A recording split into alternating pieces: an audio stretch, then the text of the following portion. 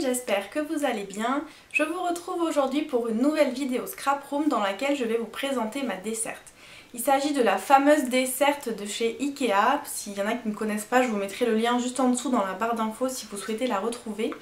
Elle coûte 39,90 € et je sais qu'il y a beaucoup de scrapeuses qui l'ont, aussi bien les scrapeuses américaines que les scrapeuses françaises, et ma foi elle est vraiment super pratique, donc je vais vous la présenter tout de suite. Tout d'abord, la mienne, je la range sous mon bureau parce que je me suis fait en fait un bureau sur mesure. Il fait à peu près 80 cm de hauteur, donc elle rentre parfaitement en dessous. Si vous avez un bureau classique qui mesure entre 60 et 70 cm de haut, il faut savoir qu'elle ne passera pas parce qu'elle mesure 78 cm de hauteur.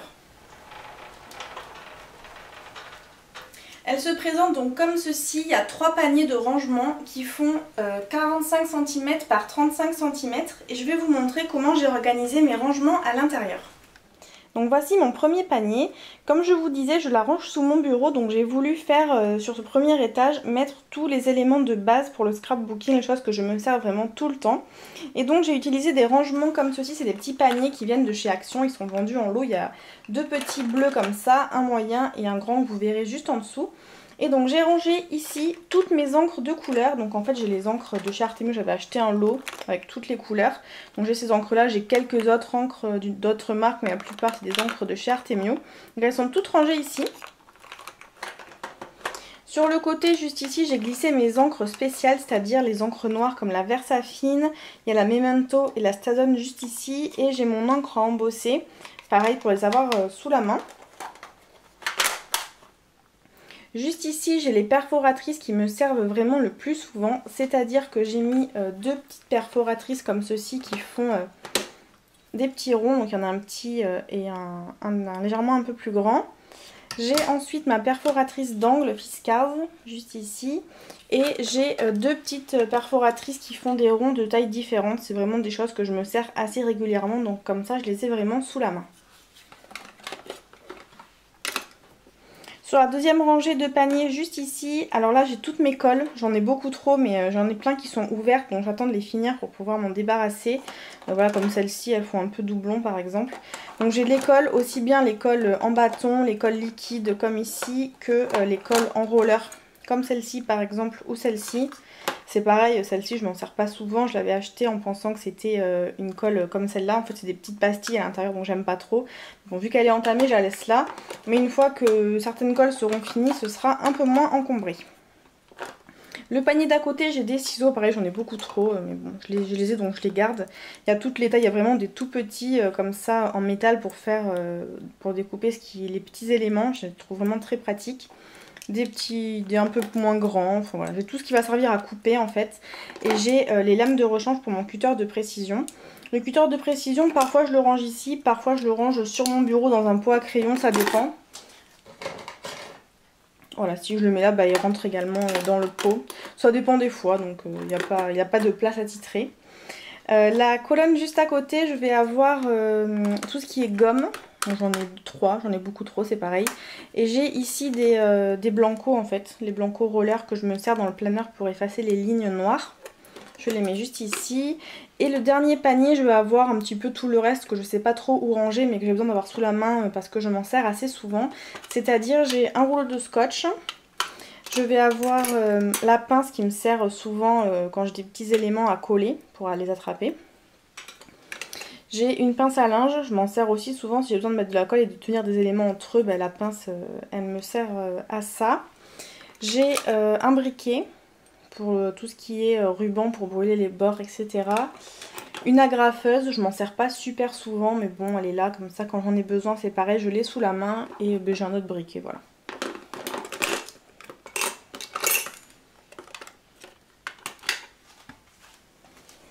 Je vous montre juste à côté, j'ai un petit panier comme ceci, c'est un panier gris. Alors il vient également de chez Ikea, en revanche c'est une collection qui se fait plus. Donc j'ai trouvé ça sur le Bon Coin d'occasion. C'était des rangements à épices à la base en fait. Il s'accroche parfaitement sur le côté de la desserte. Donc j'y mets en fait les éléments qui sont assez grands et qui rentrent pas ou qui prennent trop de place dans mes paniers.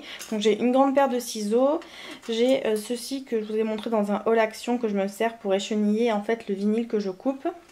Et j'ai ceci qui sert à attraper les strass et les petits enamel dots pour qui s'agrippent en fait au bout ici en plastique. On va passer à l'étage d'en dessous. Donc là en fait je vous montre le côté où j'ai mis mes paniers comme ceci.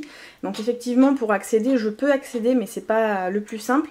Mais en règle générale en fait je passe par l'autre côté de la desserte pour accéder à l'autre côté. Mais comme je voulais vous montrer également les paniers, je vous montre du côté où ils sont. Donc je vais simplement le retirer pour vous montrer. Mais en principe voilà j'accède par l'autre côté quand j'ai besoin.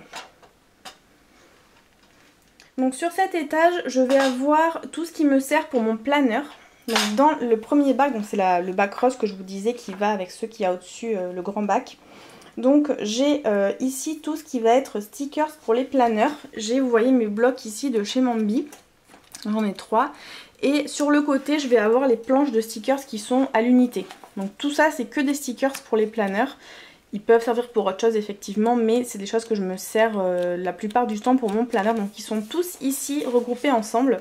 Je ne les range pas dans mon classeur que vous avez montré parce que pour le planeur, j'en fais tellement souvent des décorations de planeur que je préfère avoir tout ici ensemble et sous la main rapidement quand j'en ai besoin. Dans l'autre panière, je vais avoir également pour le planeur tous les tampons. Donc c'est pareil, c'est que les tampons pour les planeurs qui sont rangés ici. Les autres tampons, ils sont rangés dans un classeur que vous avez déjà présenté dans une précédente vidéo.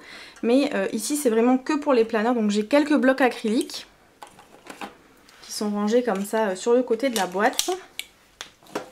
J'ai un produit qui sert en fait à nettoyer les tampons. Quand j'en ai besoin, je le garde ici. Ici c'est le tampon que j'ai eu dans la dernière box planner de chez Scrap Kit & Co que je vous avais montré également. Ici j'ai les tampons bois alphabet, les tampons bois avec les numéros de chez Heidi Swap que je me sers également assez souvent. Et ici j'ai les tampons jour de la semaine, pareil, qui sont en bois, qui sont rangés juste ici pour que je les ai à portée de main. Sur le côté ensuite j'ai rangé debout mes planches de tampons. Donc j'ai rangé mes planches de tampons et de stickers comme ça à la verticale.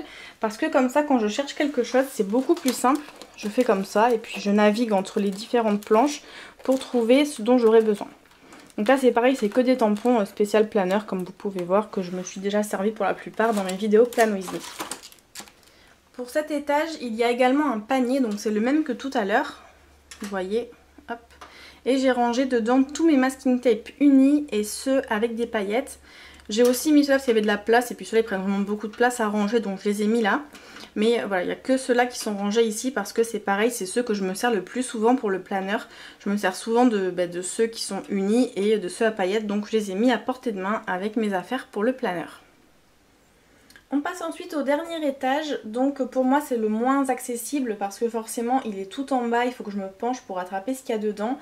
Donc j'ai mis des choses qui sont faciles à attraper, c'est-à-dire j'ai mis tous mes outillages, tout mon outillage qui est assez volumineux.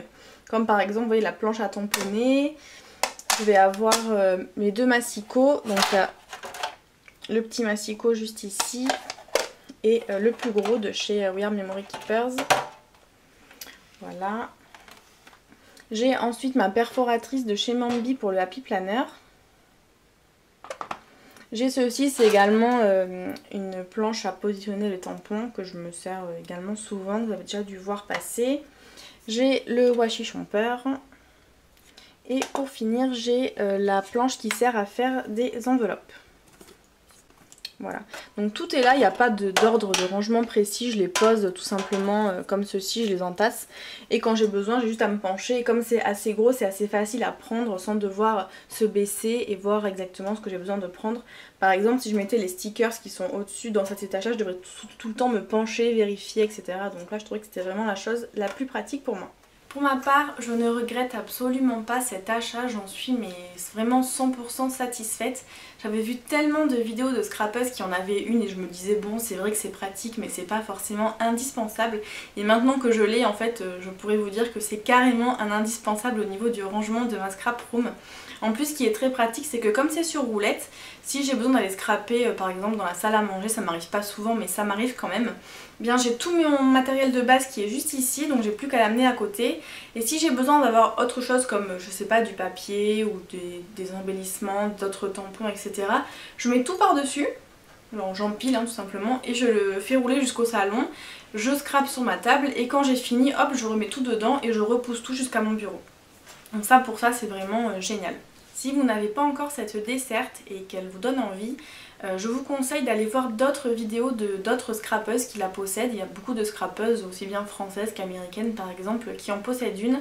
Et en fait ce qui est bien, c'est que chacune la range à sa façon. Et du coup vous pourrez vous inspirer un petit peu de tout le monde pour faire votre rangement à vous qui vous correspond.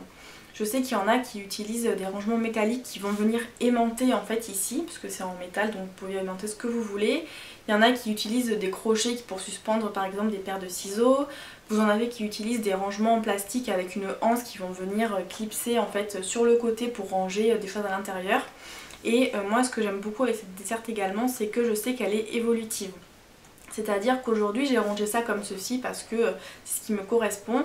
Mais si dans quelques mois ou quelques années j'ai d'autres passions, par exemple si j'ai plus besoin d'avoir un étage consacré au planeur, et bien je pourrais l'aménager, la ranger différemment. Également si j'ai besoin d'avoir plus de place sur cette partie en haut avec mon matériel de base, je pourrais accrocher un rangement sur le côté pour venir ranger d'autres matériels et libérer une place en haut. Donc c'est vrai que pour ça j'en suis très contente. De plus, comme je vous disais, moi j'ai mis tout mon matériel dans les 2 premiers étages dans des paniers en fait à part, parce que je trouve que c'est le plus pratique, c'est-à-dire qu'à un moment donné si je veux chercher quelque chose ou que je veux voir mieux, je peux simplement retirer mon panier comme ceci, le mettre sur mon bureau et pouvoir naviguer plus librement à l'intérieur si je le souhaite. Après vous pouvez aussi ranger tout simplement directement sur les étages comme ça, c'est vous qui voyez. Mais pour moi c'était vraiment la solution la plus pratique. Et finalement ces petites boîtes, ces petits paniers de chez Action, ils sont vraiment super pratiques pour ça. Parce que comme vous avez vu, ils prennent quasiment, quand j'en mets plusieurs côte à côte, ils prennent quasiment tout l'espace. Mais il reste quand même un petit peu de place si vous voulez glisser des petites choses comme moi j'ai fait avec mes encres Stazone, Versamark, etc. Il reste quand même un petit peu de place, c'est pas tout collé, tout serré, il reste quand même un petit peu de place pour pouvoir ranger autre chose si vous le souhaitez. Donc cette vidéo Scrap Room est terminée, j'espère qu'elle vous aura plu et qu'elle vous aura donné des idées de rangement parce que toutes les scrapeuses savent que malheureusement c'est notre bête noire, le rangement, trouver des solutions pratiques, etc. Si cette desserte vous intéresse, je vous mets le lien juste en dessous dans la barre d'infos, vous pourrez la retrouver sur le site d'Ikea. Elle existe en plusieurs coloris, donc moi je l'ai prise en blanche, mais elle existe, je crois qu'il y a du blanc cassé, il y a du orange couleur rouille. Et j'ai vu tout à l'heure avant de filmer la vidéo qu'il y avait aussi une bleu marine qui est très sympa. Après je sais qu'il y en a certaines qui les ont repeintes avec des bombes de peinture spéciales pour le métal. Elles les ont démontées, elles ont repeintes en rose, en turquoise, etc. Donc après c'est vous qui voyez suivant ce que vous préférez. Bref, sur ce j'arrête de parler, je vous laisse et je vous dis à très bientôt pour une nouvelle vidéo. Bye bye!